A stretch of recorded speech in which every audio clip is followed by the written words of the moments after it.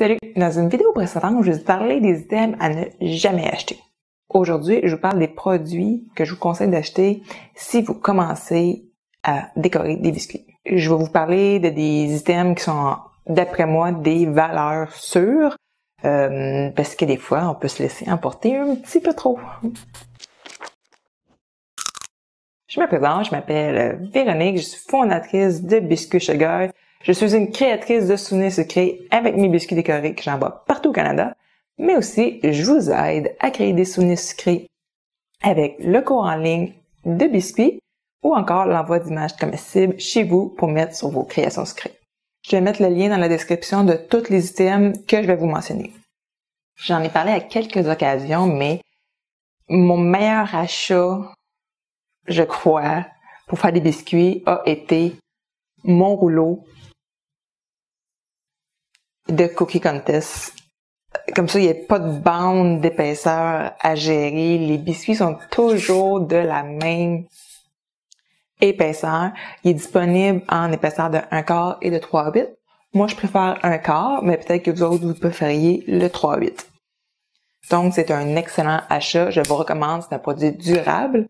C'est sûr que, bon, c'est pas un rouleau à 20$, mais c'est un rouleau que vous allez avoir pour très longtemps.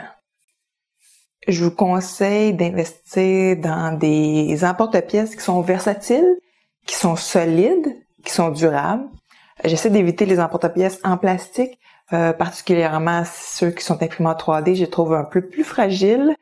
Puis à long terme, je suis pas certaine que ça va bien durer. Donc, en métal, si on s'en occupe bien, ils vont être éternels. Moi, j'en ai que j'ai depuis 10 ans.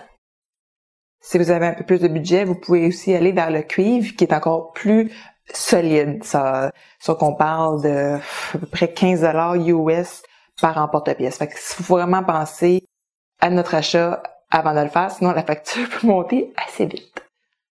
Quand on commence à décorer des biscuits, souvent on va le faire pour pouvoir en faire avec nos enfants. Ce que mes enfants aiment beaucoup, c'est de colorier sur les biscuits. Donc, je vous suggère de vous acheter des pochoirs pour les biscuits. Donc, comme ça, les enfants vont pouvoir colorier dedans. Mais ce qui aide beaucoup pour tenir le pochoir quand on commence, ben même moi, pour aller plus vite, j'utilise le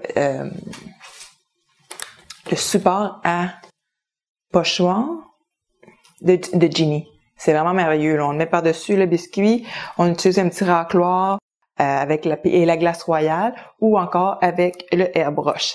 Donc, ça va vraiment vite pour faire d'un biscuit à l'autre. Mais sinon, quand on débute, ça nous empêche de faire bouger notre pochoir là, pendant qu'on fait le petit dessin. Qui dit activité avec les enfants dit aussi les crayons à encre alimentaire. Les enfants, là, moi, j'ai fait une activité décoration avec eux autres. Là, puis ça, c'était une des méthodes pour décorer les biscuits. Puis ils ont vraiment, vraiment adoré ça. Là. C'est un classique.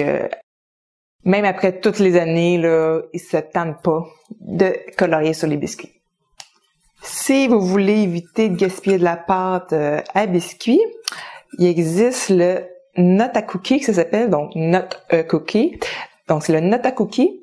C'est un truc en plastique à peu près de l'épaisseur d'un biscuit. Comme ça, ça va vous habituer à suivre une ligne. Là, vous pouvez essayer différentes techniques dessus. C'est sûr que vous pouvez aussi utiliser du papier parchemin, mais c'est le fun de pouvoir avoir vraiment le même feeling que ce que ça fait un biscuit dans les mains. Depuis que Roxy & Rich, ils ont sorti leur colorant, le Fun-Dust, moi j'utilise beaucoup de Fun-Dust. Chaque fois que j'achète des nouvelles couleurs, j'essaie d'y aller vers la poudre, parce que les colorants en gel, à un moment donné, on dirait qu'ils finissent par pogner en moton, si je pourrais dire, dans la bouteille, si on n'utilise pas une couleur assez souvent, donc faut les brasser, puis bref. J'aime beaucoup les Americolor aussi, donc ça j'en utilise aussi, mais les couleurs que j'utilise moins souvent, j'aime bien aussi aller vers le Roxy & Rich, ils ont vraiment des belles couleurs intenses, ça sort super bien, là. Puis Roxy & Rich, ils ont vraiment une grosse gamme de couleurs et de toutes sortes de produits, je les trouve vraiment. Puis en plus, là, c'est parce que c'est une compagnie québécoise, donc je trouve ça vraiment merveilleux. Personnellement, je travaille avec une texture pour le contour et une texture pour l'intérieur du biscuit. Je travaille avec la glace au sirop de maïs principalement. Donc moi, j'aime travailler avec la petite bouteille et comme ça, là, je coupe le bout pour que ce soit plus facile à sortir. Puis aussi, j'ai vraiment beaucoup de douilles numéro 3, numéro 2 et numéro 1. Donc ça, c'est parmi mes items de base là, pour faire les biscuits. Donc j'espère que cette vidéo-là va vous avoir démêlé un peu sur les items à acheter. Et si vous n'avez pas vu la vidéo sur les items à ne pas acheter, je vous invite à la visionner. Comme ça va vous éviter des dépenses inutiles. Si vous avez des questions, des commentaires, n'hésitez pas à les écrire dans les commentaires sous la vidéo. Un petit thumbs up et vous pourrez partager à vos amis s'ils veulent commencer à apprendre à faire des biscuits. Sur ce, je vous dis à bientôt.